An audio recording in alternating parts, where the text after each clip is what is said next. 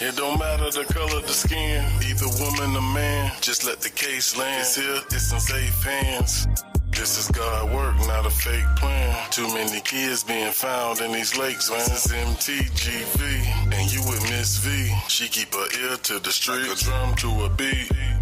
This is the place that you wanna be, but all trolls we delete, you better believe. Just so you know we Welcome in, everybody. for those that's taking these so Welcome to MTGV Crime Podcast. but it's getting so Please smack out of that thumbs up as you control. come into the building. Just so you Shout out to know everybody here and everybody on the for those replay. that's taking How y'all these doing so today?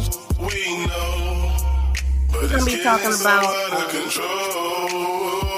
Zariah, Dodds. Thanks for tuning in to MTGV, True Crime TV. Y'all know what it is, man.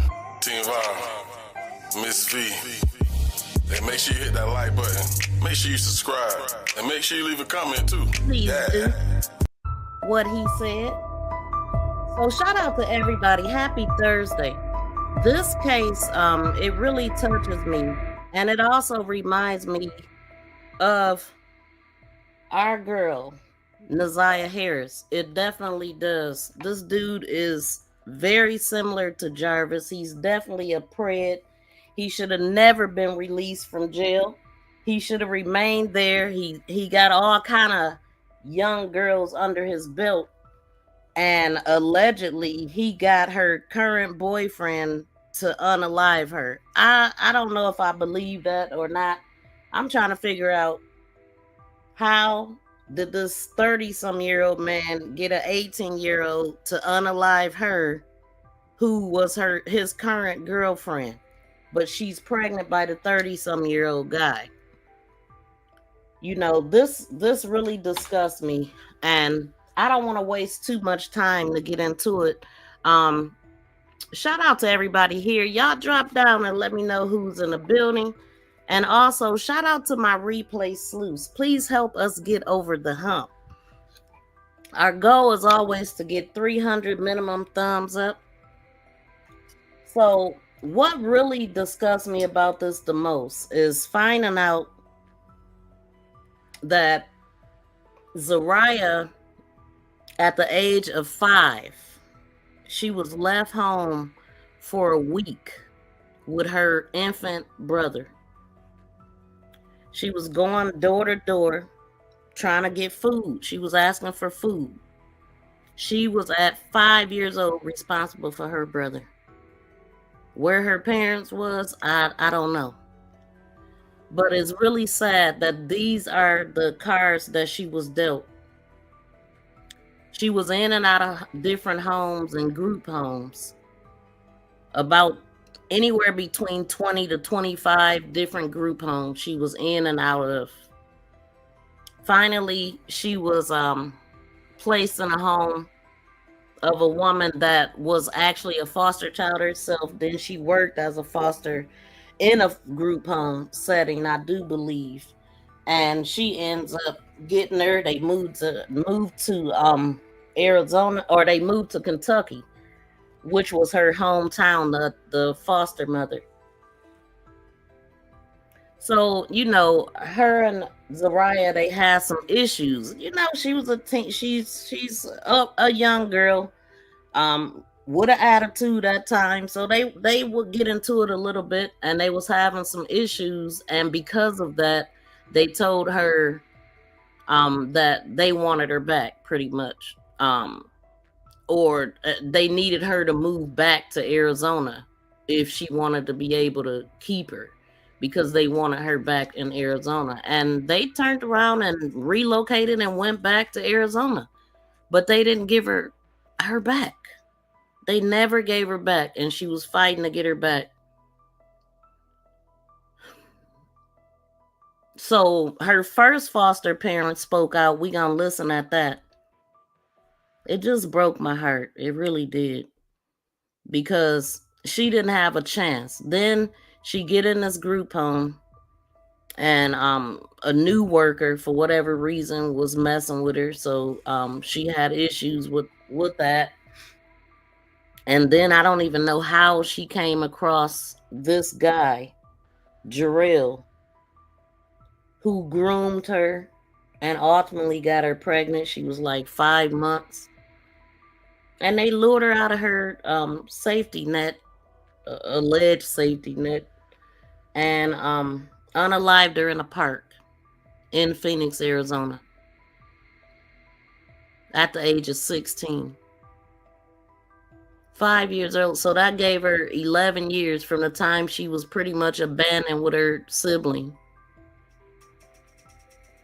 And I did hear them say when they initially took her back, the foster mother was able to get her back to her mother temporarily, and then she went to this home. But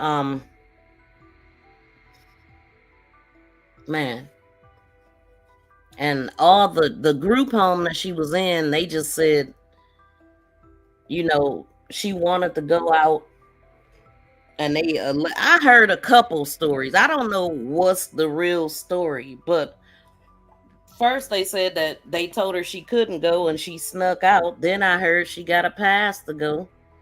So I don't know what's the truth, but one thing for sure, two for certain, she definitely shouldn't have been allowed to leave at 8 o'clock at night, 7 o'clock either, whichever time it was, to go anywhere unattended and pregnant. Talking about walking to a park or something, or going for a walk. So in the Sunrise Residential Home statement, they just said, our hearts are broken as we mourn the loss of a member of the Sunshine family, and we will not rest until justice is served. We share our deepest condolences with the family and loved ones who were affected by this horrific crime. Our number one priority is to keep our children safe, staff, and community safe. We continue working with the Phoenix Police Department and partnering agencies in their ongoing investigations. The person responsible must be brought to justice to protect our community from further violence. Somebody didn't do the right thing there. They didn't report her missing for 4 hours. Like, if she left at 8, then they didn't report her missing to midnight. Okay, that number one, if she was supposed to have not left, they should have reported her right away as a runaway, because if that's what they want to call her now. But it's really sad. But I'm gonna get into the videos that I have put up, and the first one is gonna be her foster parent. Let me do this right quick.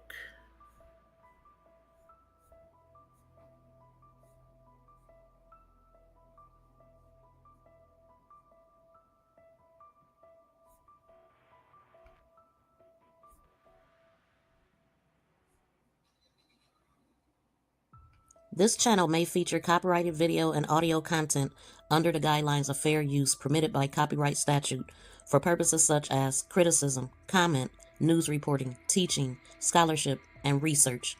Tonight, new charges against Darrell Davis, the man accused of killing the 16-year-old is intended. Who was carrying his baby. Tonight, new charges against Darrell Davis, the man accused of killing the 16-year-old who was carrying his baby. Davis was just arraigned on 20 new felony charges for his alleged involvement with another teenager, a 17-year-old girl. This is Davis's third appearance in front of a judge in the past month. Police say when they picked him up on a gun-related charge in July, the 17-year-old girl was at his apartment. Davis was arraigned last week on 2 counts of first-degree murder for the death of Zariah Dodds and her unborn baby. Court documents reveal she was just 15 years old when she got pregnant, less than... What is he doing? Like, I noticed that. What was that? They picked him up on a gun-related charge in July. The 17-year-old girl was at his apartment. Looking like a clown. Hold on, let's see. What exactly was that supposed to be? My bad, y'all. Let's see.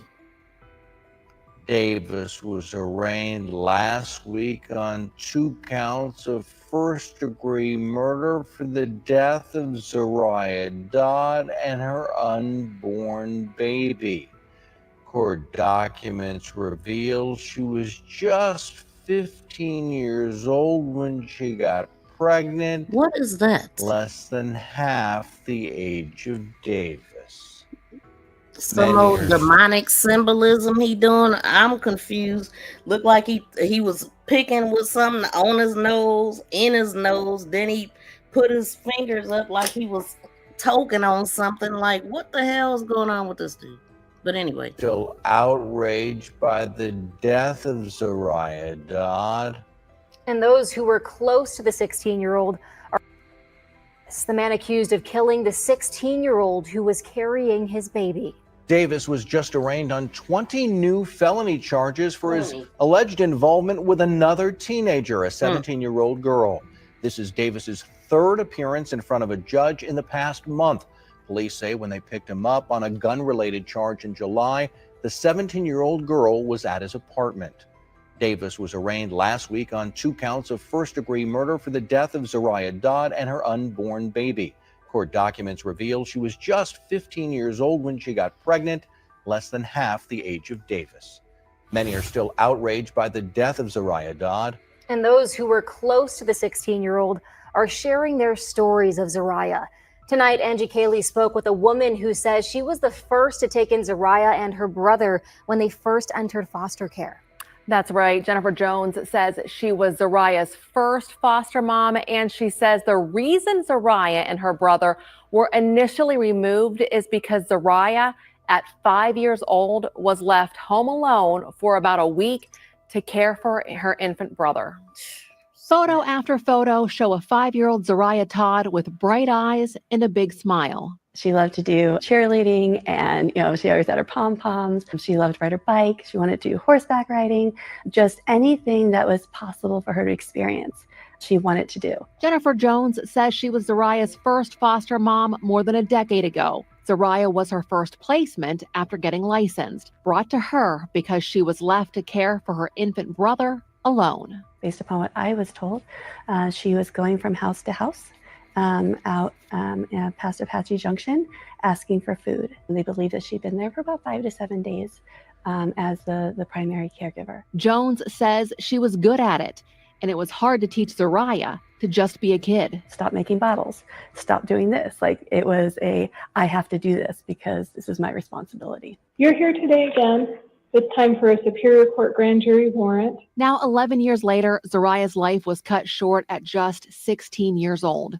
36-year-old Jarrell Davis and 18-year-old Jacree James Gillette charged in her murder. New court documents read DNA tests prove Davis is the father of Dodds' child.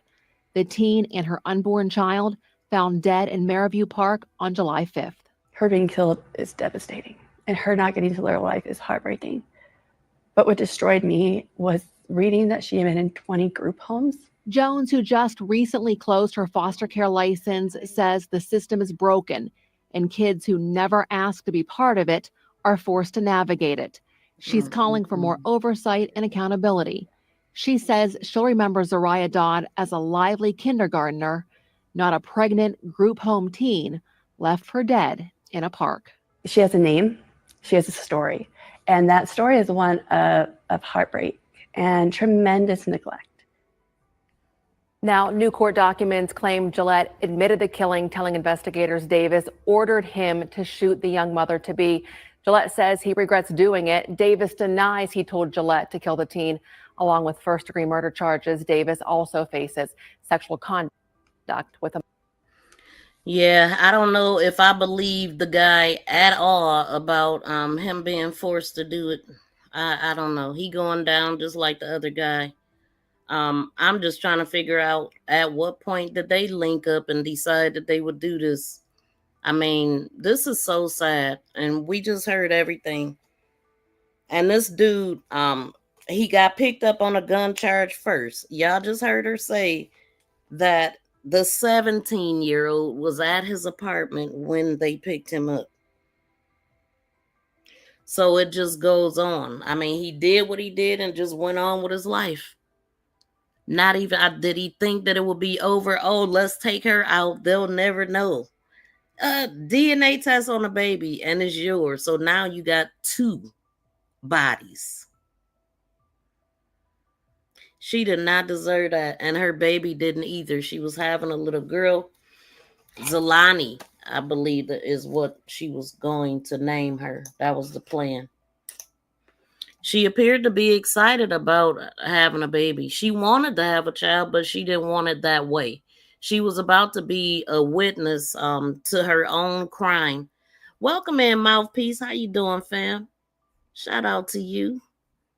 Yes, y'all, please smack the thumbs up as you come in. Welcome in, Reaper. Or not. You might be. Is he talking crazy, Mouthpiece? Let me see.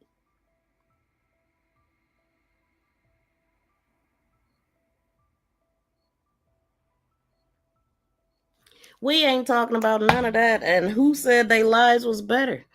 One thing I can say, one thing I can say is God didn't make us all the same. And so I don't know if I could do it. You know, sometimes you wanna throw your own kids away when they get a certain age and they get their own mind and they wanna challenge you and all that. So big ups to the people that do adopt children, foster children, show them love and all of that, no matter the color. But I mean, we can go case by case. I mean, it's always something. It was a recent case with a bunch of black children fostered by some white folks that had them sleeping in a barn, doing slavery, picking cotton, and whatever else they had going on, and had the little 3-year-old in the room with them. Okay, so I mean, yeah. It's cases for all races. That you can believe. You could bet your bottom dollar on that.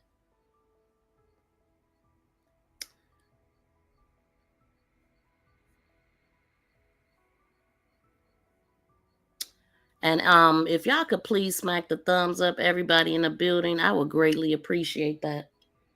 Okay, so let me pull something up. Let's see. Join Sleuth Nation membership and become a sleuth for special members emojis, special badges by your name, and sneak peek videos.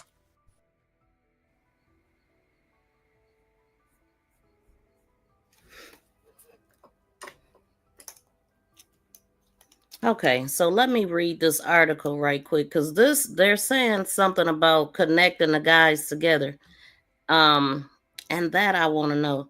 So the two men were linked by Phoenix detectives to the killing of Zariah Finley Dodd, the pregnant 16-year-old whose body was discovered in a West Phoenix park in early July. So over the course of an investigation that spanned nearly a month, according to a recent filed court document.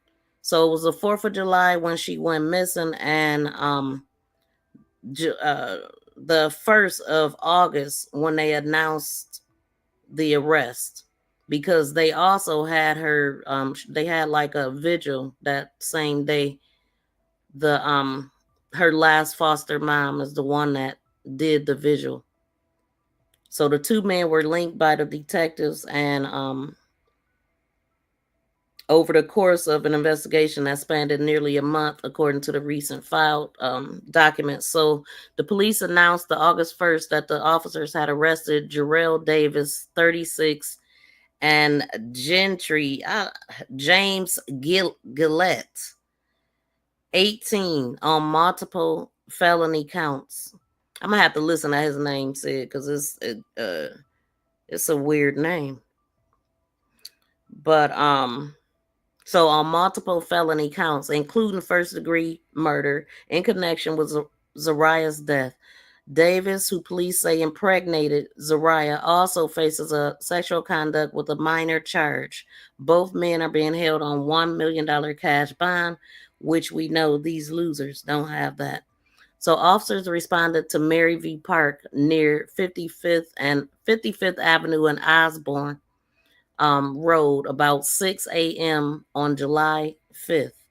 They found Zariah's body face down in the grass with a gunshot wound to her head. It took investigators several days to identify her. One thing that she did do is she texted one of her friends at the Sunshine residential homes and told her that she was scared. I don't know if that is all that she said, but that's all that they told us or that I heard. And this dude was known to play with weapons. And this is not the first time that she said she was scared. The matter of fact, the first time that they had sex, he had a weapon right there. And I think in this article it's going to talk about it. So on July 9th, a surprise police detective notified Phoenix police that she was looking into a case of a missing girl who had left her group home with a man on the evening of July 4th and never returned.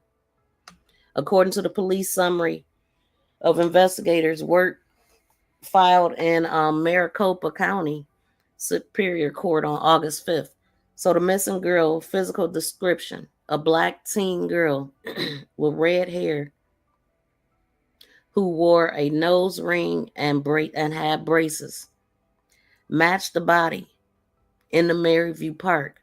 Dental records established the girl that it was her. The 17-year-old girl that he was messing with was also, she had braces too. And he would throw her in Zariah's face, telling her, "Oh, you would never be her."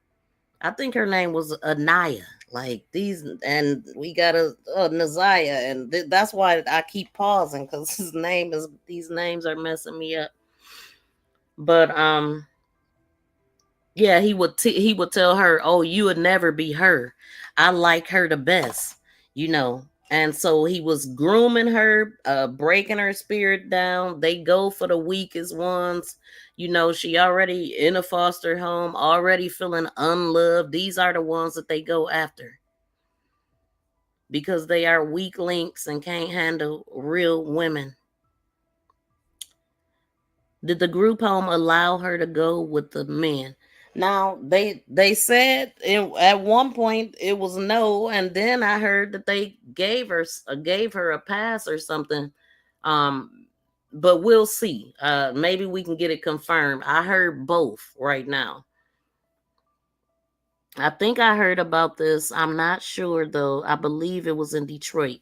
Now, this particular one happened in God, where am I at right now? Phoenix. It happened in Surprise, Arizona. No, it was Phoenix, though, that they took her to.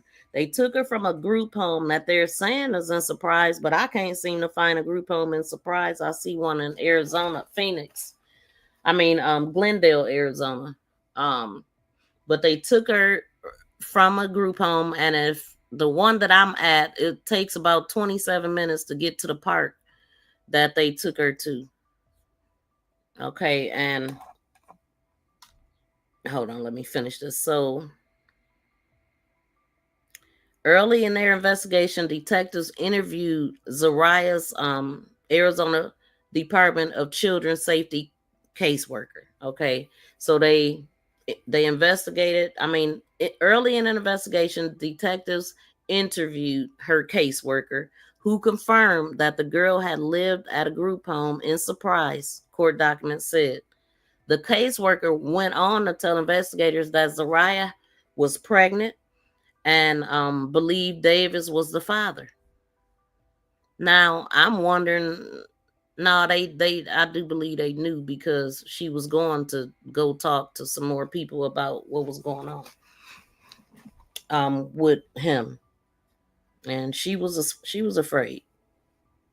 But I guess she was still going with him. I don't know how it was with him, but she was telling people that she was afraid. So the caseworker told investigators that Zariah was pregnant and believed Davis was the father. So Zariah had told the caseworker that Davis coerced her into having sex in December of 2024 when she was still 15. The document said. The caseworker said the girl feared what Davis would do with that handgun he had if she refused, according to the court documents. Zariah told her caseworker that Davis stopped talking to her after she told him about her pregnancy. She was scheduled to have an official interview about her relationship with Davis and her pregnancy on July 8th, according to the court documents. So surveillance footage shows Zariah with two men on the night of the 4th of July. Detectives spoke with the girl who lived at the group home with her. They spoke with some girls that lived there, and two of the girls said James Gillette was her current boyfriend. And that is the 18-year-old that Jarrell, the 30-some-year-old, 36, I think, he was able to coerce him to unalive her. That's what they going with. That's what they saying. So one girl told police that James Gillette would go for weeks without contacting Zariah, but would want to meet occasionally for sex. Man, he didn't want nothing to do with her either. Court documents said. That is sad. So James Gillette is the 18-year-old. He said one of the girls told that James Gillette would go weeks without contacting her, and then this older one just stopped contacting her. Court documents said the girl later identified Davis as being the father. The girl later identified Davis as being the father of Zariah's child. The girl at the place. The girl told police she met Davis and James Gillette only once at a park and described Davis as having anger issues, weird, and owning firearms, according to the court documents. So, this dude, he deserves to be under the jail and never to be let out again, because there is no cure in what he has. She was a cute girl. She said Zariah was excited to see James Gillette on July 4th, according to the court documents. So they were sitting up here concocting a plan. So he, just like Jarvis, started ignoring Naziah. You know what it takes to get somebody pregnant, right? So you force her to do it, and then you turn around and make it her problem when you do what you do. It's just sick. It's always the beautiful ones those bastards harm. She did not deserve this, man. She didn't get to live her life. 5 years old, her own parents left her with an infant for a freaking week. And then she goes to 20-some different group homes. End up in finally getting somebody that love her, and they take her away from her. That family. And put her in a home where she got pregnant by a grown-ass man who decided to take her out. Some fucking life.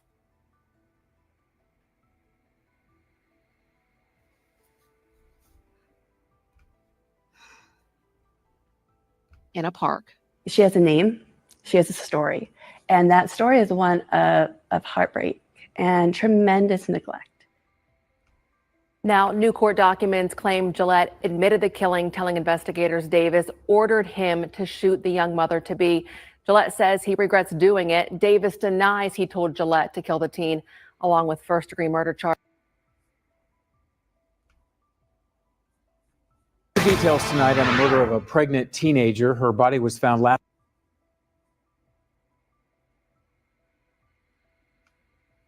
month at a Phoenix park, and still no arrests have been made. We were the first to bring you this case of Zariah Dodds, and just a short time ago, following our exclusive report last night, Phoenix police finally confirming that it was Zariah and her unborn baby found murdered at the park. Tonight, Fox 10 investigator Justin Lum is speaking to the victim's father. Phoenix police remain tight-lipped with no real updates, calling this an ongoing investigation. But how did Zariah Dodds get from a group home in Surprise to a park in Maryvale where she was found shot and killed? Phoenix police remain tight-lipped with no real updates, calling this an ongoing investigation. But how did Zariah Dodd get from a group home in Surprise to a park in Maryvale where she was found shot and killed? Surprised that y'all called me and my family down here to do this, but ain't no faith there. A struggle for Silquane Bernard to stay optimistic, hoping his daughter gets justice. The pregnant teen found dead with a gunshot wound at Maryview Park in Phoenix on the morning of July 5th. I don't believe she was murdered there. I believe she was dumped there. In Phoenix PD's media advisory, officials list the victim as an adult woman. They had stated it was a 20-year-old woman found in the park. They never even mentioned anything about pregnancy. It was just a 20-year-old woman found in the park. But the case report number provided to Fox 10 by Phoenix PD matches the same case number that Zariah's family has been given. Again, she was 16 years old and left Sunrise Residential in Surprise at 8 p.m. on July 4th, reportedly telling staff she was going for a walk. The group home called police just after midnight of the 5th. Her body discovered later that morning in Phoenix. All we've ever wanted to do is get Zariah, raise her, and make sure she was a productive citizen out here. Her uncle Eric Polk says her family tried to get custody of her after she had lived in numerous group homes, but were met with challenges by the Department of Child Safety. Are my glasses straight? I'm glad you guys are picking up the story because, again, this is her story, but this is many other stories that are happening to these kids and these teens that are not being watched after. How in the hell does a 16-year-old get pregnant in the system? A spokesperson for Sunshine Residential Homes says law enforcement and DCS were notified promptly once she didn't come back. Zariah's family feels this could have been prevented. Questions remain: who was she last with? Why was she shot and killed? And who abandoned her body at a park? They took a beautiful soul away. They took someone who had survivor mentality and wasn't really capable and able to really fully be a kid. Zariah and her unborn child Zaloni will be laid to rest on Saturday. If you have any tips for police, call Silent Witness at 480-WITNESS. It just breaks my heart, boy. Nobody protected her. They didn't. Shout out to BFF. Y'all, please smack the thumbs up. We got like 10 thumbs up. Please smack the thumbs up at the sound of my voice. If you're listening, please smack that thumbs up. He was not man enough to find a woman his age, so he ain't man enough to confess he unalived a young girl and an unborn child. He's a sick bastard.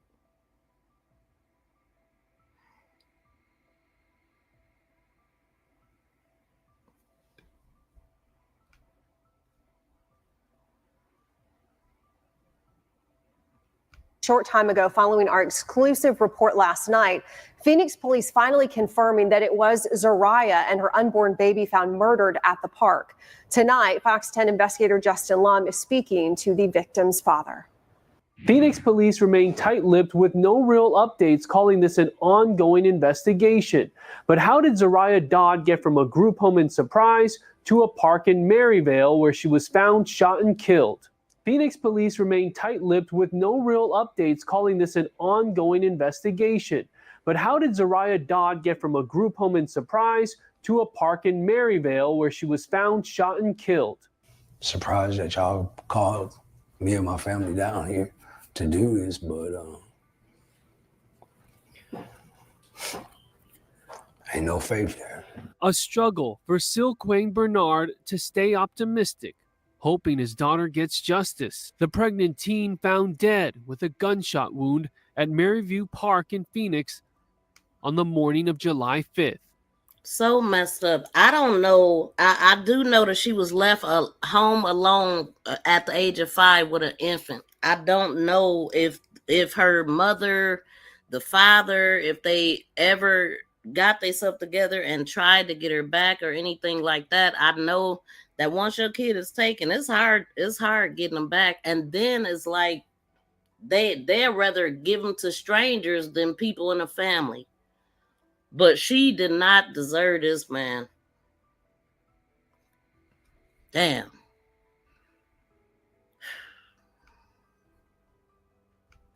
I don't believe she was murdered there. I believe she was dumped there. In Phoenix PD's meeting. And that's the thing. Like, where did this happen at? Exactly. Because they took her from, if I'm looking at the right one, it's at least 27 minutes apart.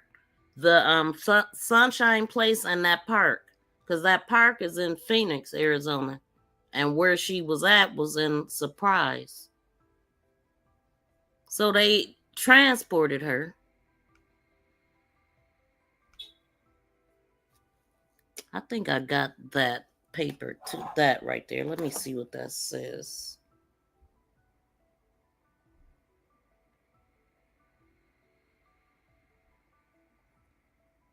If I can see it. Okay, so it says woman found dead from gunshot wound. They didn't know who she was at the time, and they identified her as an adult female in her 20s, and she did look grown though. She didn't look 16. I mean, but they never mentioned that she was pregnant. So it says July 6, 2025, Phoenix police detectives are investigating a woman found unalived from an apparent gunshot wound. On July 5th, 2025, at approximately 5:58 a.m., officers responded to the area of 55th Avenue and Osborne Road regarding the unknown trouble. When police arrived, they located an unresponsive adult female with an apparent gunshot wound. The Phoenix Fire and Department arrived on the scene and pronounced the woman deceased. Homicide detectives responded and assumed the investigation. The scene investigation is complete and the area has been reopened. Additional details related to this incident remain a part of the investigation. And they said a guy that was walking his dog found her.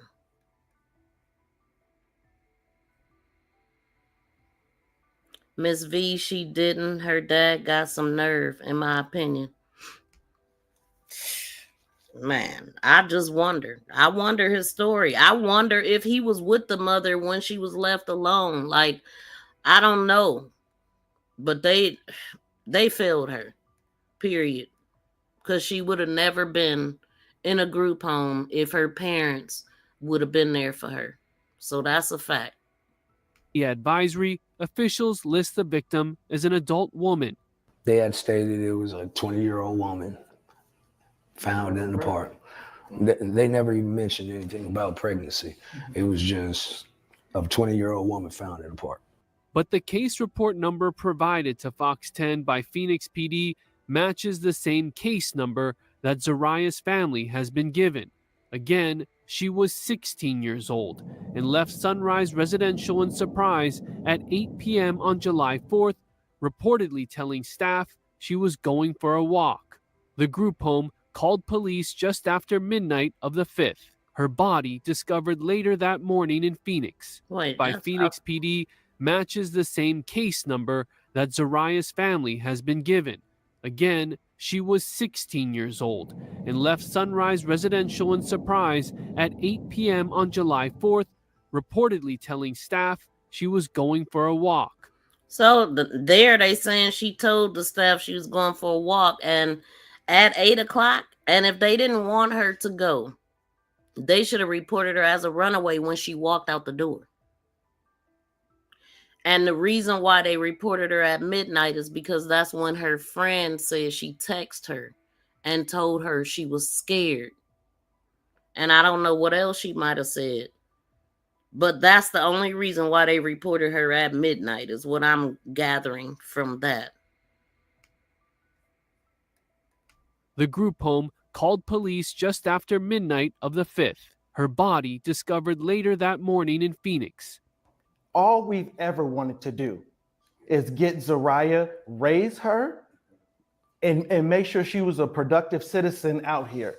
Her uncle Eric Polk says her family tried to get custody of her after she had lived in numerous group homes, but were met with challenges by the Department of Child Safety.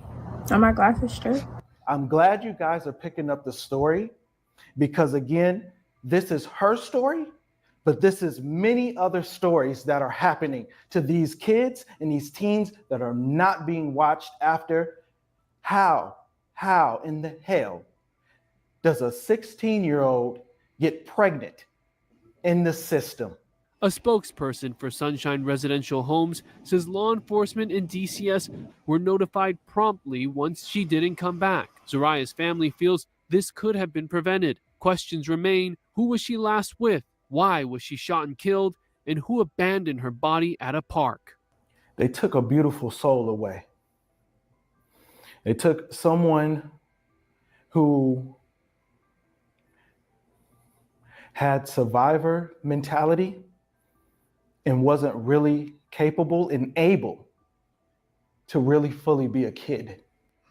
Yeah, thank her parents for that first. I mean, that is a fact. It's just so messed up, man. And these grown ass disgusting men, they need to just cut it off, because they can't be helped. They cannot be helped. Somebody had wrote, Zariah was found unalived in the park and they said the location on, okay, Zariah was living at a DCS group home called Sunshine Residential. It was allegedly stated that Zariah told the staff members on shift that she was going for a walk at 10 p.m. The legal curfew for minors is 10 p.m. So if the curfew is 10 p.m., but we heard them say 8, but if the curfew is at 10 p.m., then they should have even called at 10. First, they should have called at 8 when she left. Then, okay, she ain't back by the curfew. Definitely, okay, there's your second time to call. They waited to the third time, the third red flag to call, and report her as a runaway is what they reported her. Why would the staff let her go? It was also stated that allegedly the staff member was asleep on the shift. We need answers. The father of Zariah's child is 38 years old. This man also was holding another 16-year-old girl hostage who he branded with his name. Oh my God, this girl. So I don't know about this. Okay, so he did have a 17-year-old girl with him when they arrested him. And I do believe it was the same girl, Anaya. What's her name? Anaya. We gonna get to that video too. It's just so much. Okay. Branded with his name. Okay, so he would not let this go. We would not let this go. Department of Child Safety and Sunshine Residential Homes will be held accountable, as well as the man who took Zariah and her baby. Okay, and that came with one of these videos that I'm rotating that I had planned. I don't know what I said, BFF. Yeah, this got me, man, emotional as hell up here. Okay, and then they had, let me see, they had like a celebration, and it said, and it was actually on August 1st, and this is the same day that they ended up arresting dude, found him with the other girl and all of that stuff. So they said we'll be celebrating the life of Zariah. That was a great thing to happen on that day, the same day that they were celebrating her, and then they got that announcement. So the life of Zariah, a bright, loving young girl who was 6 months pregnant with her baby girl. Both were taken from this earth too soon. Please wear purple, blue, or pink in honor of Zariah. We will be going live on TikTok to bring awareness to the gun violence. Kids being neglected by the system, runaways who just need love, DCS failing them, letting kids out past curfew, holding group home staff accountable, underage girls dating older men, mental health for kids in foster care, and so much more. Please tell as many people as you can and come and support.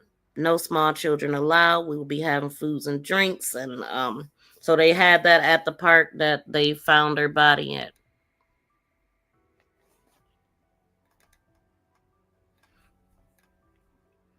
Y'all, please smack the thumbs up. I will greatly appreciate it. Okay, there she is again. Let me see. Oh, let me go to this video with her. The lady that ultimately ended up having her and had to give her back and all of that. Let's go there.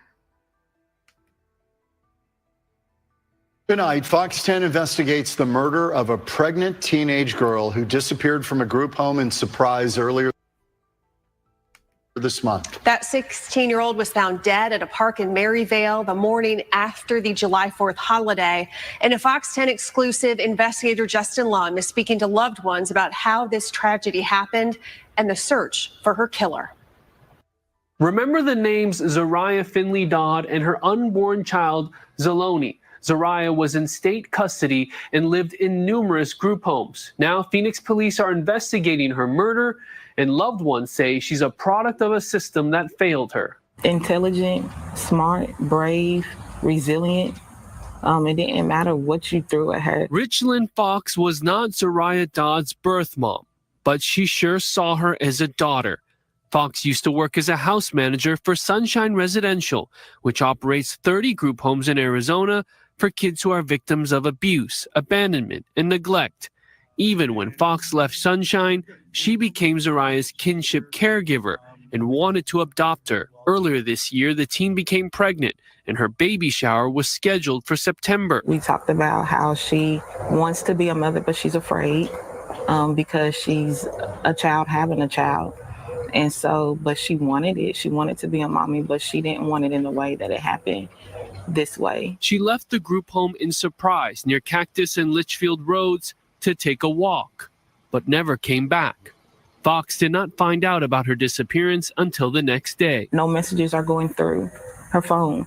I then noticed that her social media that I also contact her on is completely gone. She believes Sunrise Residential should not have let Zariah walk out on her own. Being able to just walk outside the street at 7 o'clock at night at dark and you're pregnant, as a parent, even if my child wasn't in DCS, I wouldn't allow that to happen. 16 and pregnant, you're walking outside at night. We reached out to Sunshine. A spokesperson says the staff called law enforcement and DCS promptly after Zariah went missing. Surprise Police tells me the report on Zariah was taken just after midnight on July 5th and that the officer was told she left the house around 8 p.m. earlier that night. Nearly 12 hours later, Phoenix police found Zariah's body at Maryview Park, shot to death. Sunshine spokesperson released this statement saying, "Our hearts are broken as we mourn the loss of a member of the Sunshine family, and we will not rest until justice is served. We share our deepest condolences with the family and loved ones who were affected by this horrific crime. Our number one priority is to keep our children, staff, and community safe. We continue working with the Phoenix Police Department and partnering agencies in their ongoing investigation. The person responsible must be brought to justice to protect our community from further violence." Why would someone shoot a pregnant 16-year-old girl? You're not even human, to be honest. That is a coward move. We reached out to DCS to ask if there is an active investigation into this Sunrise group home. Officials cannot comment due to confidentiality laws. Zariah's loved ones have plans to hold a vigil on Friday night at Maryview Park. I'm Fox 10 investigator Justin Lum. As Justin mentioned, a vigil for Zariah and her unborn child is Friday night at Maryview Park. That is near 57th Avenue in Osborne. It begins at 7 p.m. Well, there's a woman tonight who's facing a murder charge. This is after authorities say. So here's some more information that makes me think about Jarvis Butts with this guy is because as he's in here, new charges are steady coming on, and he only been in there since the 1st of August. So it'll be a lot more new charges coming his way because I'm sure that there's more people. He didn't just start this today. Shout out to Charlene. Welcome in, fam. Thank you for smacking that thumbs up. So many come through and don't know how to hit it. So thank you. I appreciate that. It is very heartbreaking. It really is. This dude, you know, and I always wonder, I mean, not that it matter, but I always do wonder what happened to you? What caused this? What caused you to be this type of person? Although it's never an excuse.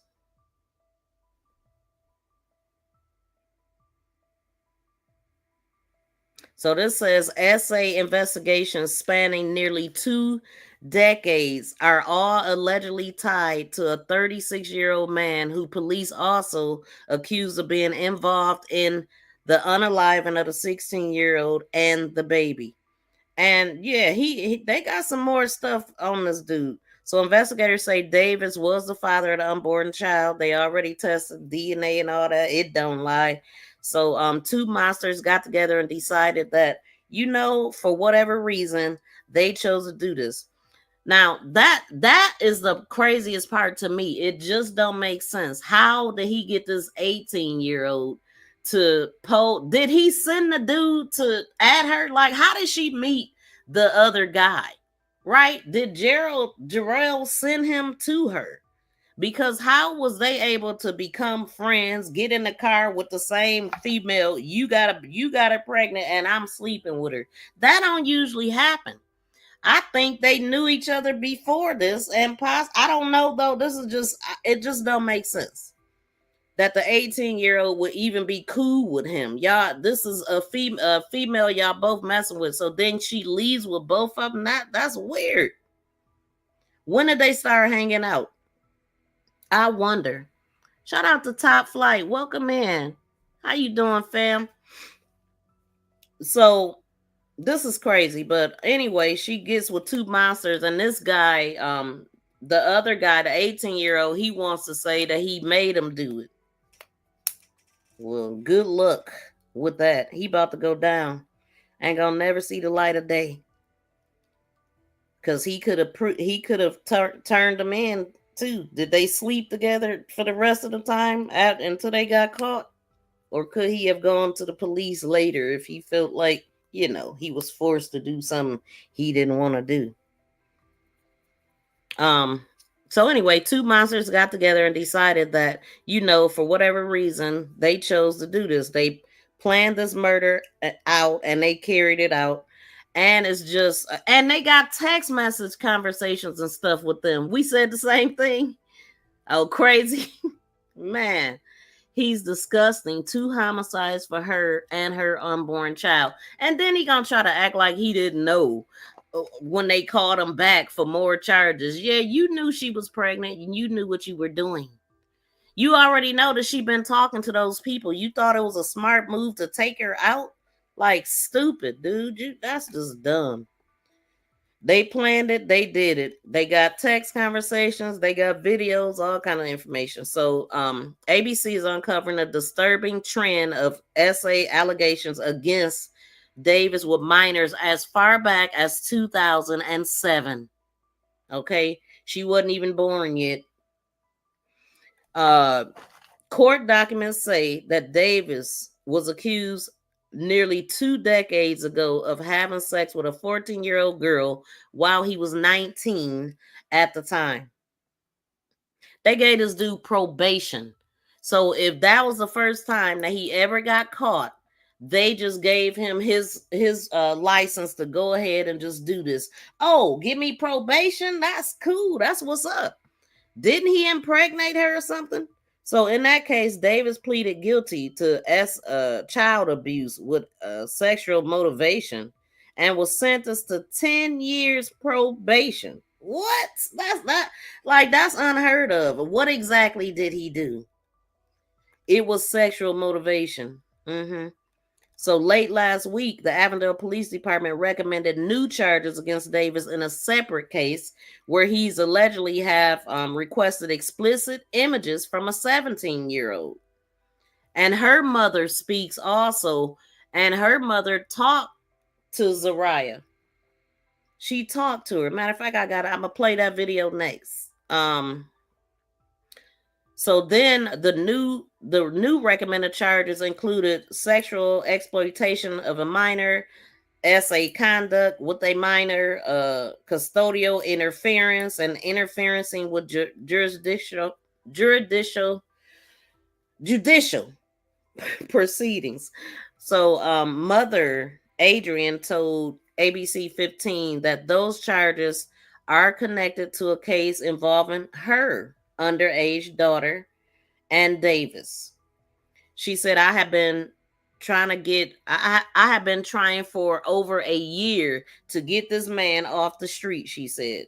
Adrian alleges that her own underage daughter was targeted by Davis and that her teen went missing multiple times last year. She says to see him. One, when I tell you she's a different person. Now the trauma that took place on this last go round, Adrian said, I had to go to work, and during my work hours, a pred took advantage of my child. That is sick. Adrian said she reported Davis multiple times to the police, even filed an order of protection against him. And they ain't do nothing. They did nothing. We already talking about a person that got 10 years probation. They already knew what was on his record, the type of guy that he was, and what his appetite was, and they did nothing. This is what I'm saying. This is the things you can do to get off. Don't do it, but I'm just saying, it just seems like you get the least time. They play with it. Drug dealers get life before they give them, even though they might as well take a life because they definitely ruin a life for a lifetime. People never get over this stuff. There have been at least 4 or 5 missing person reports that have been filed in connection with him since he has been served the order of protection. Since he had been served the order of protection, Adrian said, there have been at least 4 or 5 missing reports that have been filed in connection with him. Okay, because just ridiculous. So the type of mind control and the things that were going on, I don't think at times she felt like she had an option, because he would have this weapon with him when he's doing these things. And these people like this, you think he couldn't have convinced her, I'll take your mama out if you don't do this. Like, and then you heard Zariah's friend describe him, because she went to the park before and said that he got an attitude and he's weird and got a weapon. So he must have had it with him then. So she attended the vigil for Zariah Dobbs last week. So in no way do I feel that could not have been my phone call, she said. So basically, I mean, her daughter continued to go with him, but she's a different person and she need counseling. And I don't even know how her daughter ran across this dude. Please, y'all, please smack the thumbs up. So it's matching now. It's matching now, but only because the views went down. Okay, so I'm gonna play. Oh shoot, that ended my. It didn't end it though. Hold on. It is so much happening in this world, y'all. It's too much happening.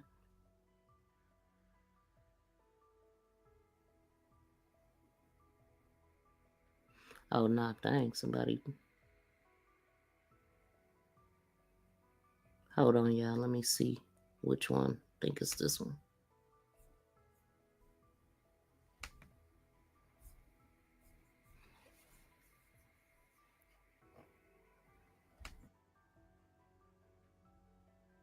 Oh, wait.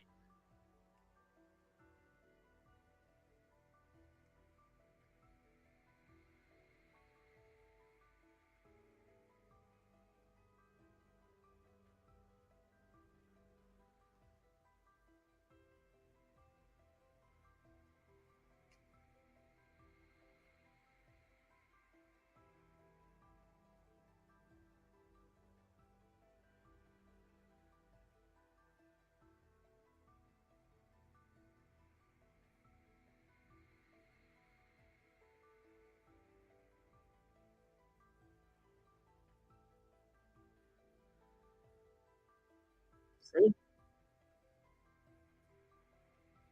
Oh, I didn't even. Provided Oh, her hold on. with weed to smoke and was known to carry an Oh my AK-47 God. on July. She told all of that. That is in freaking insane. I ain't even listened to this yet. And y'all can't watch it if I don't pull it up. My bad. Thank you to everyone that hit the thumbs up. Yeah, thank y'all for hitting the thumbs up. We appreciate it. Please share us out. Share us out. Okay, let me get to this. Get through this. This is a lot right here. Fox 10 has uncovered new details in the death of Zariah Dodds. She's the pregnant 16-year-old. Her body was found in a Phoenix park several hours after running away from a group home in Surprise. Fox 10 investigators have obtained Phoenix PD's probable cause statement that led to murder charges for 2 suspects, including the unborn baby's father. Justin Lum joins us live now with what we're learning. Justin. And the investigation reveals how the 2 men accused in Zariah's murder are connected in the alleged orchestration of this crime. We're also learning that Zariah, the teen, was in fear of her unborn baby's father, and apparently her caseworker at DCS knew about it. According to new court documents, 16-year-old Zariah Dodds told her caseworker last December that 36-year-old Jarrell Davis had threatened her with a gun to have sex with him. She later got pregnant with his baby. Zariah described Davis as a gang member who provided her with weed to smoke and was known to carry an AK-47. Okay, so that is definitely RAPE and with a weapon. Like, she was like, this is how he get them. I mean, come on. And then you don't know if he gonna do it or not. Like, this dude should have been under. Ain't his first time. On July 4th, the night she disappeared, she asked to leave the home to hang out with her new boyfriend, 18-year-old Jacree James Gillette. So now they keep showing this home, so it's regular houses that they live in, is what it looked like to me. If that's the homes, that's not what I was looking at. When staff said no, surveillance video shows the 2 teens leaving the home at around 8 p.m. and getting into a Chevy Equinox belonging to Davis, according to police. See what I'm saying? Oh, according to the police. So the people didn't see it. Did they see it or not? Because if they seen it, why they didn't call the police then? And getting into a Chevy Equinox belonging to staff said no, surveillance. On July 4th, the night she disappeared, she asked to leave the home to hang out with her new boyfriend, 18-year-old Jacree James Gillette. When staff said no, surveillance video shows the 2 teens leaving the home at around 8 p.m. and getting into a Chevy Equinox belonging to Davis. Okay, did they see her at 8 o'clock leave? If they seen her at 8 o'clock leave, why didn't they stop her? Why didn't they call the police then? And why are they letting an 18-year-old hang out with a 16-year-old? Why didn't they just say they seen them leave together? Like, why is he allowed to be there around her? He's too old. Okay? Like, I mean, they need to be held freaking accountable, just like Annette. Hell. Boyfriend, 18-year-old Jacree James Gillette, 47. On July 4th, the night she disappeared, she asked to leave the home to hang out with her new boyfriend, 18-year-old Jacree James Gillette. Okay, she asked them to hang out with her new 18-year-old boyfriend. Did they not know he was 18? So her boyfriend and the other guy are friends.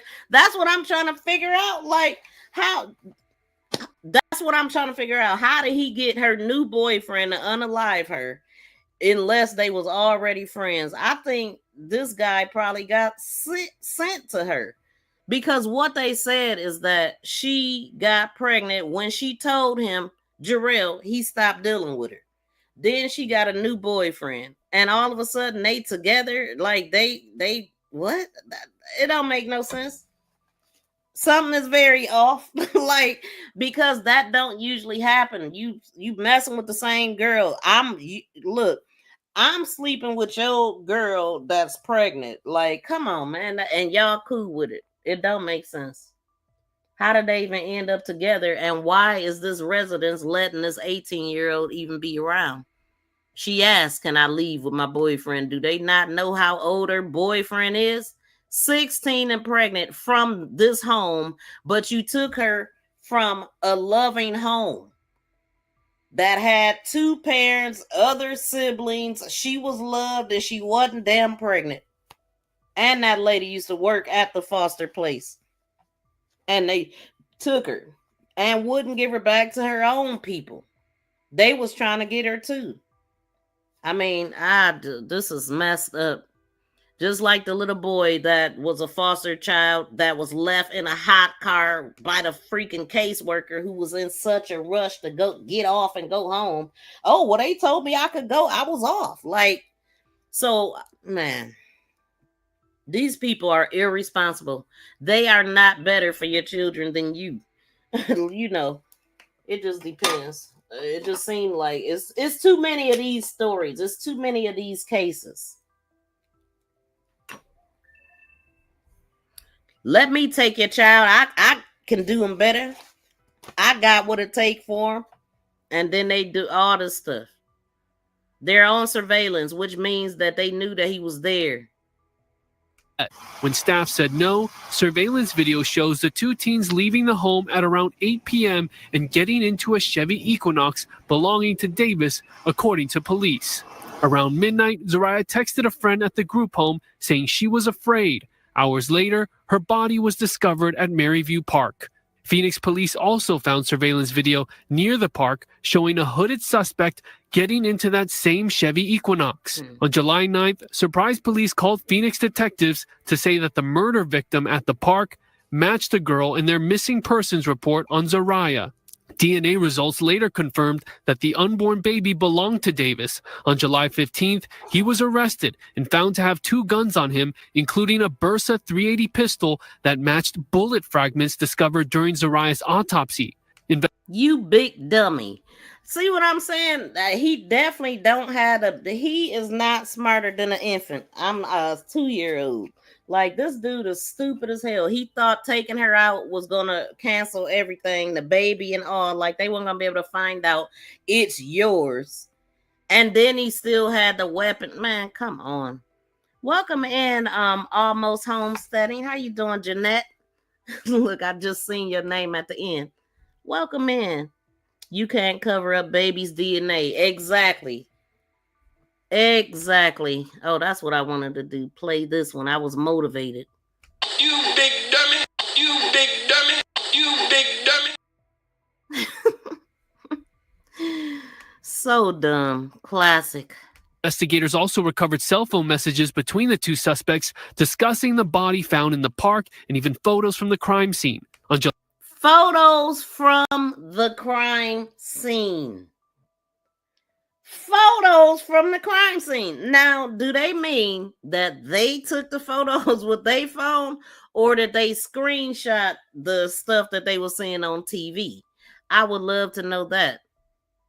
You gotta be kidding me. Now, this is the clown right here that said he was made to do it. July 31st, James Gillette was arrested, and police say he confessed to the murder, claiming Davis ordered him to shoot Zariah or he would kill them both. Davis denied involvement, but admitted to having sex with the minor and knew she was pregnant.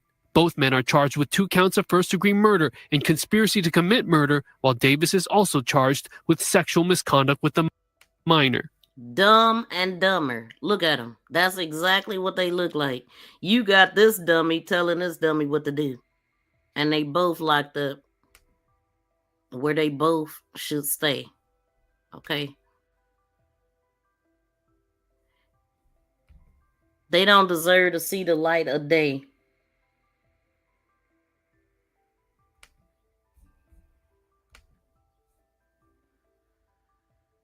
Look at this dude, just funny looking. His mentality is probably of a 12-year-old or something. He probably 7. And a spokesperson for Sunshine Residential sent us a statement saying, in part, law enforcement and partnering agencies were called promptly after the teen went missing and unable to be located by Sunshine Residential personnel. Due to the ongoing investigation, Sunshine will not be making any more comments on this case out of respect for the victim's loved ones and the ongoing work from the investigative agencies involved. Now, we've reached out to DCS for comment on what we know now. We're waiting for a response. And we also know that Zariah was scheduled for an interview regarding the sexual conduct and the nature of her pregnancy, and that was scheduled just a few days after she was murdered.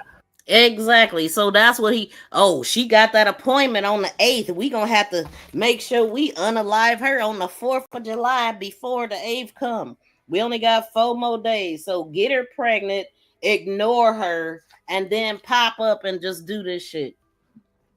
Sick. And he's still breathing.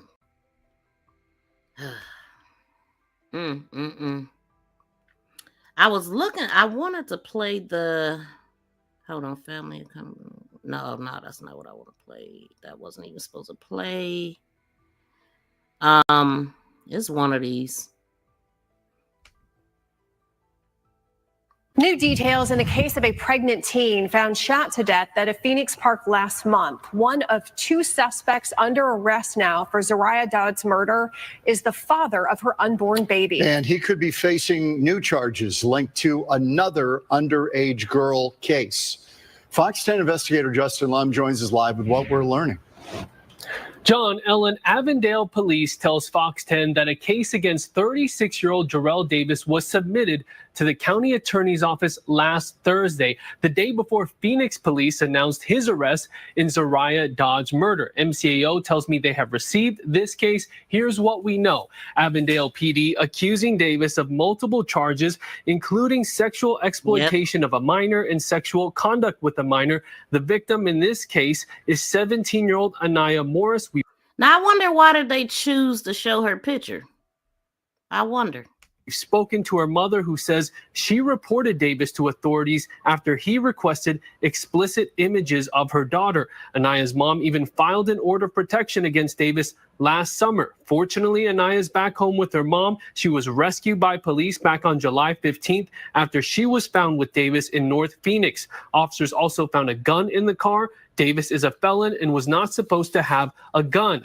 Now, he and his alleged co-conspirator, 18-year-old Jacree James Gillette, are facing 2 counts of first-degree murder in Zariah's death and the death of her unborn baby. That is insane. See what I'm saying? This dude is a real pred.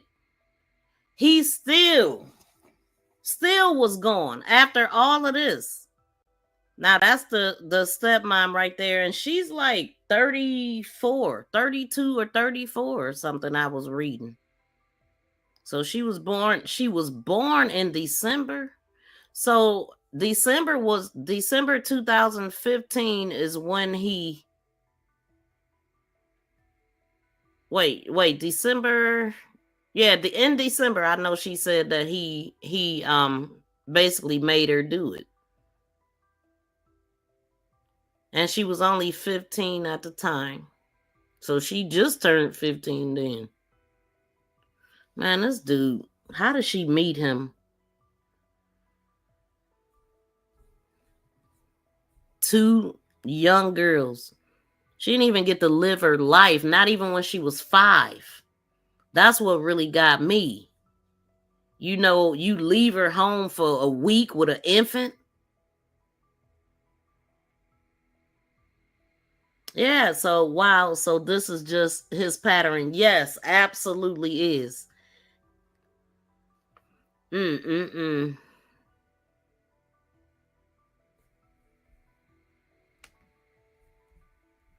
Unborn baby, but Davis is also accused of sexual misconduct with the minor because he's the baby's father.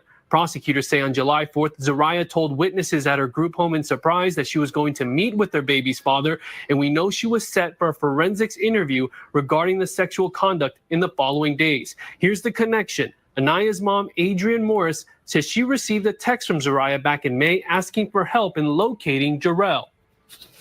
I said, okay, well, how do you know him? She said, I used to date him, and I'm pregnant right now with his baby. And she said, but I'm in DCS care, so I don't think I can get help. I said, sweetie, I used to work for DCS. I said, you can always get help. You have to tell somebody. I said, you have to say something. She went on to tell me that how he talked to her and would tell her that, you know, Anaya was his favorite and she could never be Anaya and all these things. That's so sad. Davis's criminal history goes back to 2008 after he pled guilty to child abuse when he got a 14-year-old pregnant. He pled guilty and that deal got him probation, avoiding jail time. See, I thought that I heard that she was pregnant. So come on. So I wonder, did she have the child? This is what I'm saying. This dude remind me so much of Jarvis Butts. It don't make no sense at all.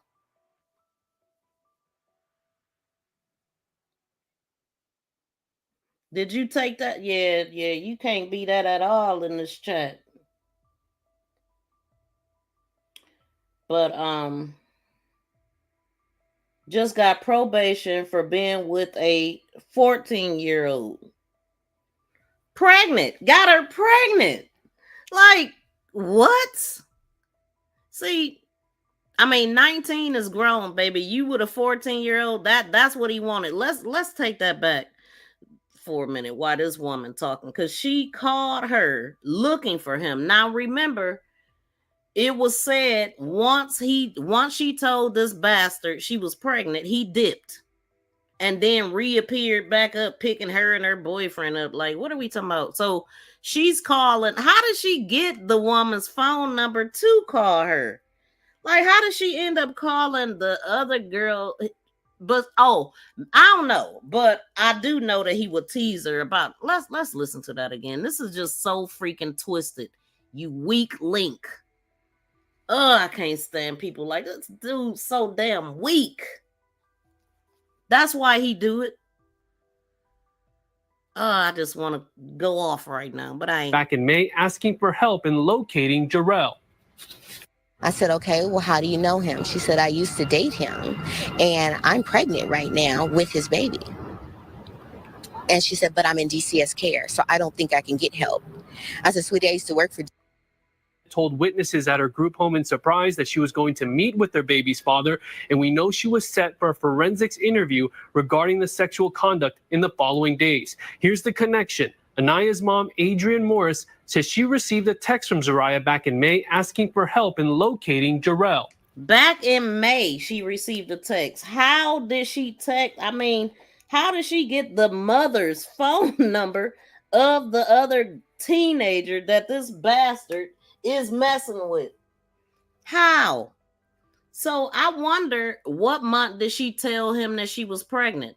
Because she contacted her in May. So how long was he not talking to this girl?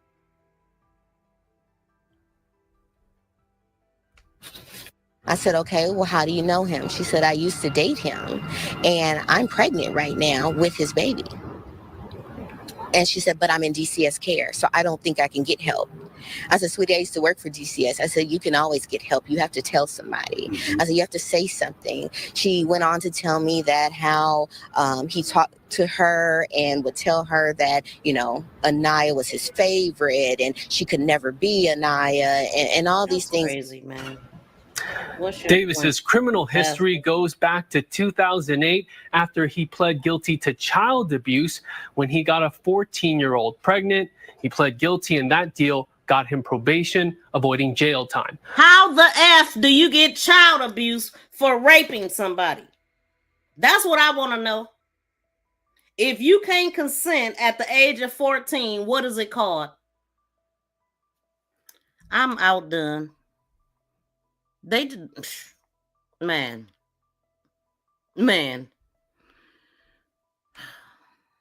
That's too much, y'all. I don't get it. Besides, it's okay. Besides, this is a part of the plan. 2 arrests have been made in the murder of a teenager who ran away from a group home in Surprise. Zariah Dodds was nearly 6 months pregnant when she was found shot to death in a park in Maryvale about a month ago. Fox 10 investigator Justin Lum broke the news this morning, and he joins us live now with what we know about the suspects. Justin. John, Ellen, we first brought you Zariah's case on Wednesday. Now 2 men are booked on charges of murder, but we have now confirmed that one of the suspects is the father of Zariah's unborn baby. Phoenix police say 36-year-old Jarrell Davis and 18-year-old Jacree James Gillette conspired in Zariah's death. Davis is also facing a charge of sexual misconduct with a minor. On the night of July 4th, Zariah left Sunshine Residential, a group home in Surprise, 4 hours before she was reported as a runaway to police. She was found dead with a gunshot wound at Maryview Park in Phoenix around 6 a.m. the next morning. We've been digging into Davis's criminal history. He's been behind bars since July 15th after Phoenix police arrested him in connection to a missing 17-year-old girl out of Glendale. That girl's mother filed an order of protection against him last August and has been trying ever since to get Davis off the streets. When police executed a search warrant on his car, they found him with the girl and recovered a gun. Police say Davis claimed the gun was owned by a friend of his friend, Jacree. Davis is a prohibited possessor after pleading guilty to child abuse in 2008 for impregnating a 14-year-old when he was 19 at the time. Wait a minute, hold on. As a runaway to police. She was found dead with a gunshot wound at Maryview Park in Phoenix around 6 a.m. the next morning. We've been digging into Davis's criminal history. He's been behind bars since July 15th after Phoenix police arrested him in connection to a missing 17-year-old girl out of Glendale. That girl's mother filed an order. Wow, I need that paper. So it says in July 15, 2025, at approximately 11:28 hours, Phoenix Police Department undercover detectives were conducting surveillance in reference to a missing person investigations for the victim, a 17-year-old missing juvenile from the city of Glendale, referenced Glendale PD with the report number. During a research into the victim, it was learned that she was listed as a plaintiff in an order of protection from the city of Glendale court, reference court of protection case number, and so which was served to Jarrell Davis on August 5th, 2025. That's crazy. So by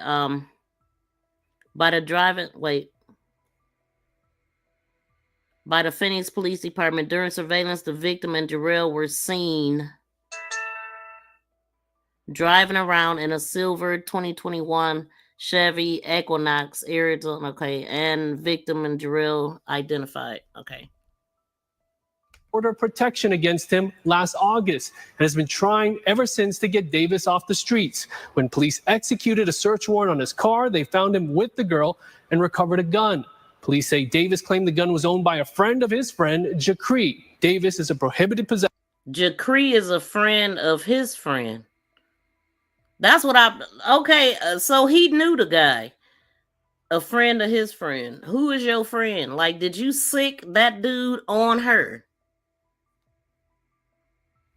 Simple.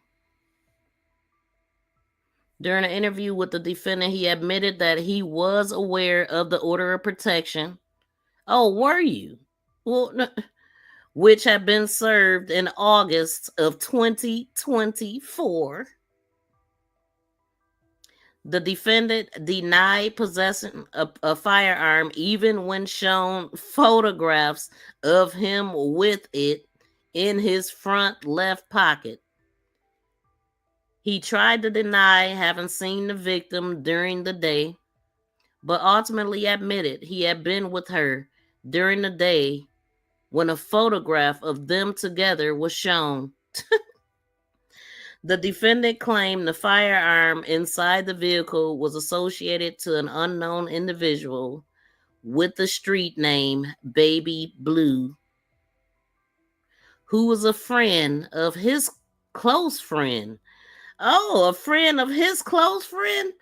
How is her new boyfriend his close friend? I'm telling you, he sick this dude on her. Like, what are we talking about here?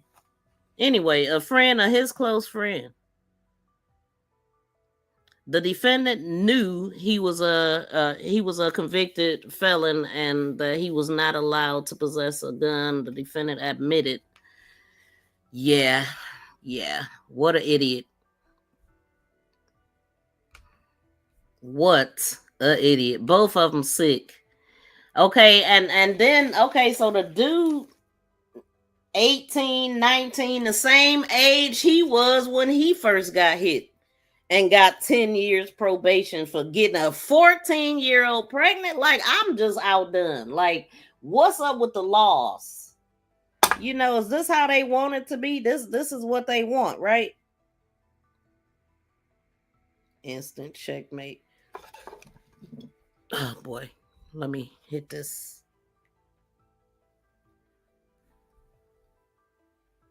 Claimed the gun was owned by a friend of his friend, Jacree. Davis is a prohibited possessor after pleading guilty to child abuse in 2008 for impregnating a 14-year-old when he was 19 at the time. The father of 16-year-old Zariah, Dodds, reacts to the arrest. What's going through your mind right now? Honestly, disgust. I mean, it's he's 36, 30, whatever. It's traumatizing, but I'm happy that they did find the people who did this. That was my main objective there, as far as, you know, the investigation, how it was put out there. A lot of mixed emotions. I do want to follow this. I want to stay on top of it to continue to get more justice for my daughter. And hell, he sounded like a YouTuber for a minute. I'm like, I say that I'm gonna continue to follow the case and to the end and all that. Like, man, is that his daddy or her daddy or a YouTuber? Wait, I didn't know where he was going with that one. Hold on, man. Of course you gonna continue to follow the damn case, right? You daddy. Anyway. Follow this. I want to stay on top of it. How it was put out there. A lot of mixed emotions. I do want to follow this. I want to stay on top of it to continue to get more justice for my daughter and my granddaughter. Davis and James Gillette are set to appear in court on these charges at some point tonight. More coverage at 5 as we hear from the mother of the 17-year-old girl who went missing back in May before she was found with Davis. I'm Fox 10 investigator Justin Lump. Yeah, so do y'all think that he got some more victims? Do y'all think it'll be another well, we already here with the Jarvis Bucks, because this case alone, I mean, there's so many elements that remind me of her. You know, you got the foster care, you got the mom that probably was on drugs. Like, what else would make a mother leave her child? 2 of them. You just had an infant and you already gone, so you already know. A 5-year-old.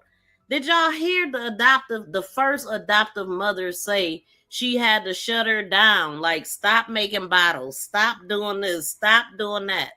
She was a little mama at 5 years old. Of course she gonna have a baby early, especially when she got a pedo.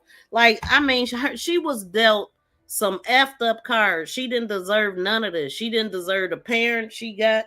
She didn't deserve what happened to her. All of that stuff, man. All she wanted to do was go back to her family at that point, and they definitely could have let that happen. I mean, if she wanted to go back, I'm thinking that the mother maybe had herself together, because they said that she kind of, like, after they took her from the lady that she loved, that loved her, and she was able to go back with her mom temporarily. So whatever happened there, why couldn't she just stay? She's 16. Well, I don't know how old she was when they took her. Obviously, she had to be 15, because they said she was 15 when she had the dude mess with her. So I'm thinking all of that stuff happened in the same year. And then you just disappeared, knowing the whole time what you gonna do whenever you can, or whenever you muster up enough balls or get somebody else to do it for you, which is ultimately what he ended up doing. Having that one guy do it for him. That is crazy. I don't even know how he was able to do that. Maybe that's his man's too. Now, let me see. Where was I at here? Let's go back. So if I remember correctly, this Sunshine Residential, or Sunshine, the name period, may have been connected to that lady being impregnated by her nurse. Do y'all remember hearing about that? It was a lady that was in a nursing home that actually had a near-death experience at the age, I want to say, of 9. And she ended up in a facility. And I think it was that name and the nurse. There was a nurse that was caring for her that got her pregnant, but the nurse, I mean the staff, nobody, the doctors, the nurses, nobody knew this woman was pregnant. You know what I'm talking about, BFF? Yes, nobody knew that she was pregnant until she was delivering the child. And then they did a DNA test on all the male nurses. They wouldn't let them leave. They did tests on all of them or something. And it was the black guy, some black nurse that had, and yeah, she had a near drowning experience at 9. So she was still 9 as a grown woman laying there. Okay. Her family couldn't take care of her, so they had her at a house. Yes, she was in a coma. It was, I don't know why. Now I'm thinking, was it hacienda? But this made me think about it. This made me think about it. But I'm supposed to be looking at something else. See, my mind just be going everywhere, because what I was looking at, I wanted to look to see what are people saying about Sunshine Residential Homes. And I have a person here that says, this was 2 months ago. It says, I was in a group home for nearly 6 months, and let me tell you, it was awful. The kids in mine specifically did nasty stuff, and they were still in big time. The staff even said they were only there for the money, and they also took sides. I lived in one that had mainly black kids, and the black stuff always took their side. Oh, the black staff always took their side, even after stuff. It's a pain in the ass to be watched 24/7 too. The staff and the kids are usually a bunch of bad people. Wow. I bet it's a mess. All these different personalities, and then you got the workers, and then you got issues yourself because you've been taken from your family, and yeah, it's just a disaster for everybody involved. You remember that story, Melissa? Do you remember which home it was? If somebody could look that up. Look, I want to look, but I'm trying to read these reviews too. These aren't reviews. As a matter of fact, I could pull them up. Y'all could look at them too. Let me pull it up.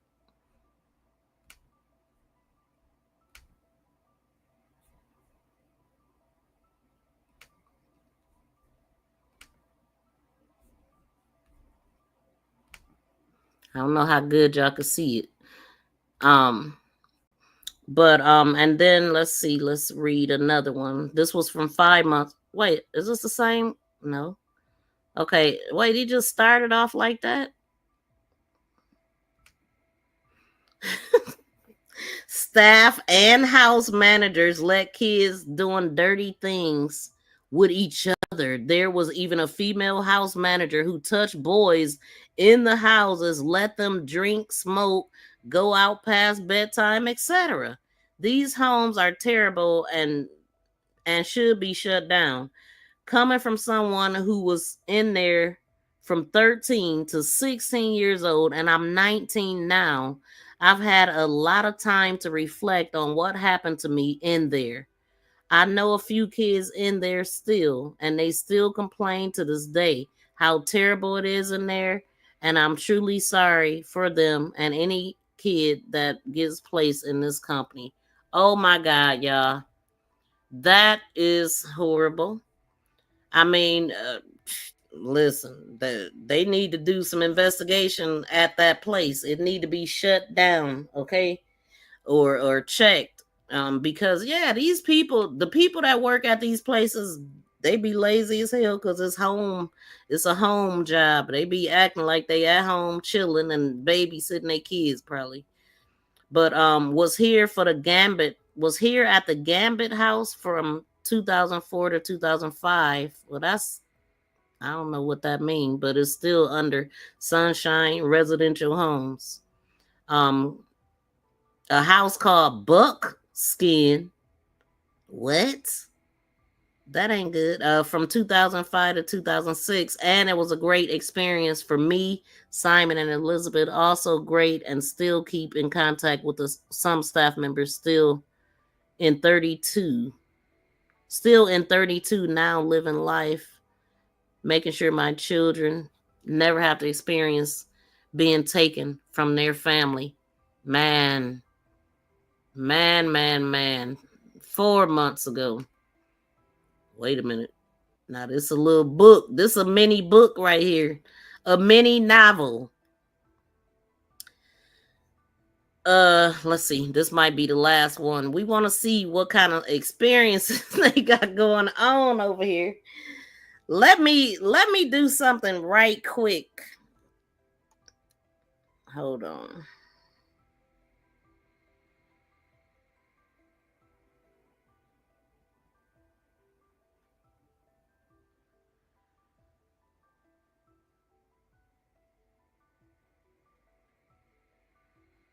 Hold on, let me do something right quick. Where's that at? No, we ain't gonna do that.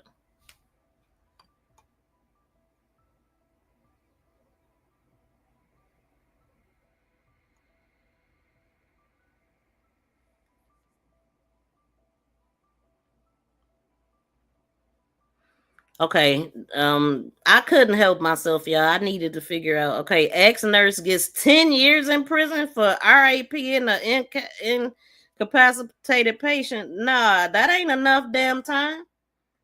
You gotta be kidding me. Arizona police arrest nurse suspected of impregnating. Nathan Sutherland, 36, a licensed nurse. Okay, so wait a minute. The first one might not be the one. Let me read this. Hold on, since I brought it up. It was Hacienda, y'all. It was Hacienda. Okay, that's really what I wanted to see. Okay, so it was Hacienda.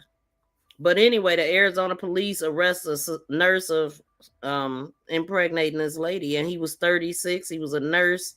He was taking care of this patient, in more ways than damn one. So the woman, a member of the San Carlos something tribe, had been incapacitated for years when she gave birth to a boy on December 29th, according to a nurse in Hacienda Healthcare Facility who called 911 after the birth.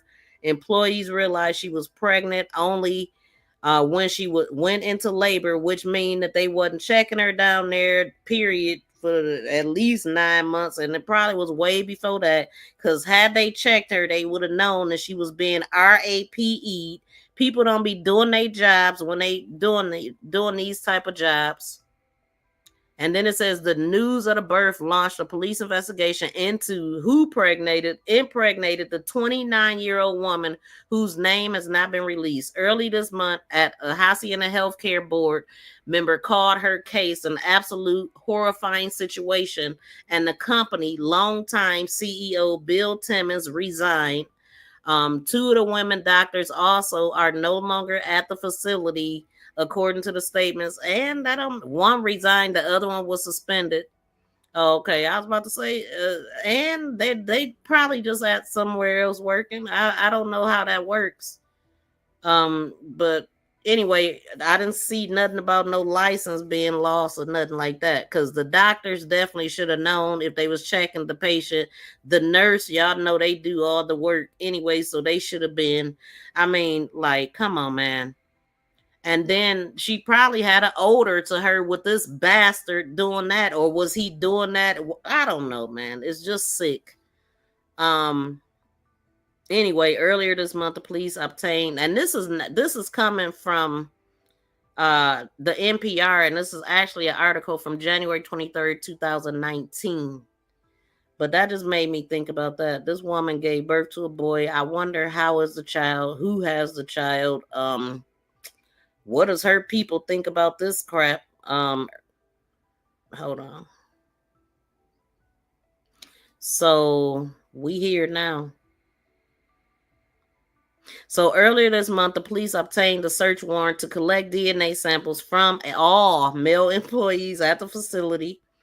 Sutherland was detained on Tuesday and underwent a court-ordered DNA test. The sample matched that of the baby. Sutherland had worked at the facility since 2011 and was one of the nurses responsible for the woman's care. Officials noted that while the investigation is ongoing, there is no indication that anyone else was involved in this woman's assault. Police said it wasn't immediately clear whether Sutherland had worked at other facilities or not, and after initial court appearance, he was ordered to be released on a $500,000 bond and is required to be on a monitoring according to the court documents. So yeah, bastard. Sick. But this is the kind of stuff that goes on, man. And then now we got everything that's happening at the White House and all these executive orders and all this new world order. Yeah, get ready. We was told, get ready to take care of your parents. So this is going to be the last one that I'm going to read as far as what's going on at this facility. Welcome in, reading books.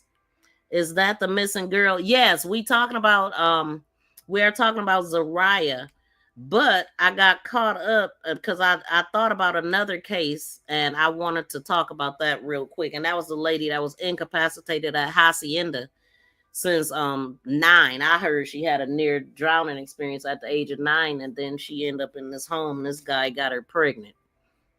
Sick ass. Just sick. But yeah, this is who we were talking about, Zariah. And oh shoot. Okay, so this is the last review that I'm gonna read, and this person said, I was a teen under the care of Sunshine Residential Homes as a teen from age 14 to 17, and I've seen and heard things that will make you very angry. As I was under their care, we get monthly clothing allowance at the time. I believe it was between $350 to $400. It was mainly for school clothes and school supplies. Out of the allowance, we only seen 150 of it, and they keep the rest. No big deal, as you could get a lot of stuff for 150. As they only take us to Walmart or pay less. Now the staff, on the other hand, are a different story. Now the staff, on the other hand, is a different story. I've seen staff lay hands on kids, scream in their face, and tempt the older males, 13 to 17, to fight the house managers. Oh my God, would abuse their power in any way.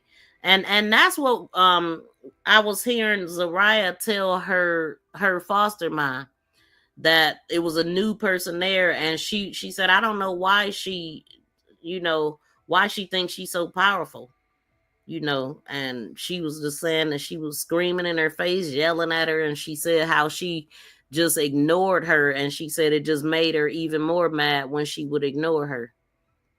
But she said all the time, sometimes she can't just walk away like that. But supplies, Only 100. They only seen 150. Okay, it don't. You can get a lot. They take them to Walmart. Now the staff, on the other hand, is a different story. Okay, I read that. Look, I always lose my spot.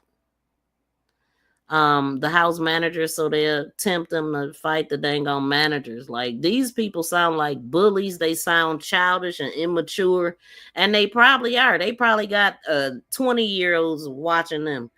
Young folks that's just as immature as they are. Would abuse their power any way they could, and owner Simon would never listen to us because it was all about the money, baby. And the things we had to say. He didn't want to hear it. If you came back from a visit, you'd be searched like crazy. We had a staff member. We had to call him Mr. Lucky. He'd supposedly get in our face saying stuff about our parents. He purposely would get in our face saying stuff about our parents and why they gave us up and how we weren't loved. Mind you, the age range was 9 to 17. He get you all riled up and upset, then put you in isolation, meaning you had to sit in a room all day and not talk. And I'm not saying this to sound like a victim or anything. Just thought I put my input on things and show people my experience. This is effing sad. This is sad. This is the workaround. Take them from your parents, take you from your family, and put you with a bunch of damn bullies that further damage you. Don't have no love for you at all. Ain't nobody in there taking care of you, caring. What I didn't know that it was a house. So knowing that it's a house, it really let me know what was going on. Anything goes in places like that. This is what's happening. This is really sad.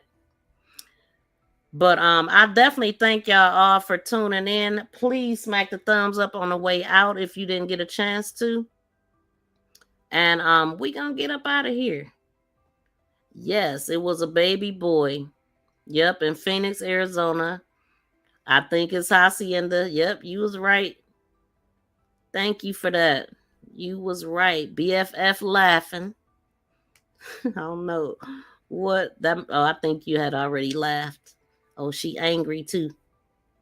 People came in here talking crazy. But okay, y'all. I'm gonna go ahead and get up out of here. Thank y'all so much for tuning in.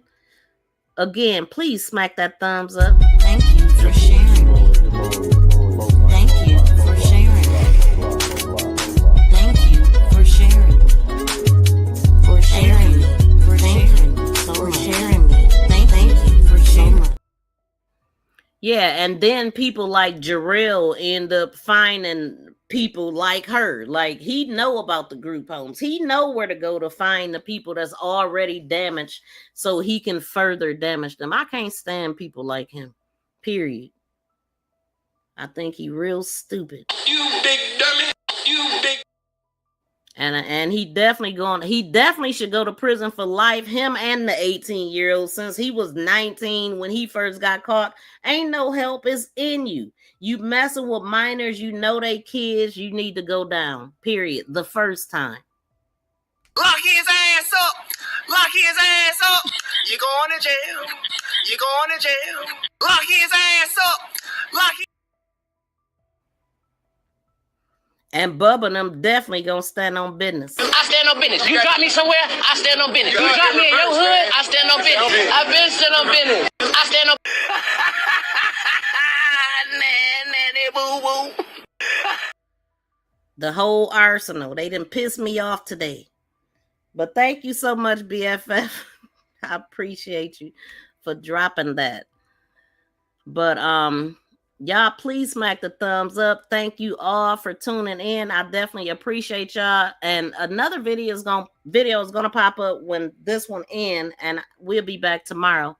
So please be sure to like, share, and subscribe to my channel. Make this go viral. Woo.